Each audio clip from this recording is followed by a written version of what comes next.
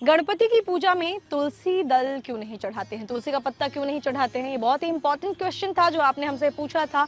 और जैसे ही गणेश चतुर्थी, आप सभी को पता ही गणेश चतुर्थी आने को है, तो तैयारियां हो रही हैं। लोग सोच रहे हैं कोई गलती ना हो जाए। 10 दिन का पूरा एक लंबा फेस्टिवल है जिसमें हर कोई चाहता है विघ्नहर्ता को खुश करना, क्योंकि कहते हैं ना, विनाशक है वो, विघ्नहर्ता है, आपकी परेशानियों को दूर कर लेते हैं, आपके विघ्न को हर लेते हैं। तो उनको खुश कर दिया तो समझिए सारी संकटें दूर हो गई। तो आपको बताती हूँ, तुलसी के पत्ते से जुड़ा हुआ सवाल पूछा था आपने।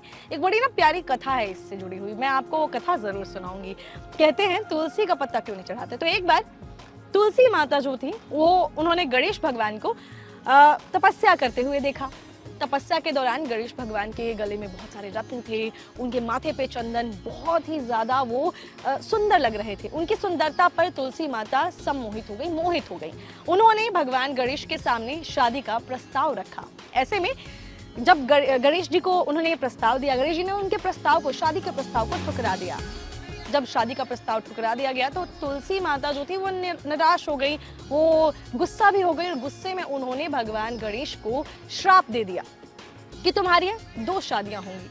अब गणेश जी को जब श्राप मिला, गणेश जी ने सोचा मेरी तो कोई गलती नहीं, इसने मुझे श्राप क्यों दिया। बदले में गणेश भगवान ने भी माता तुलसी को श्राप दिया, कहा कि तुम्हारी शादी शंखचूर्ण नाम के एक असुर से होगी, एक राक्षस से होगी।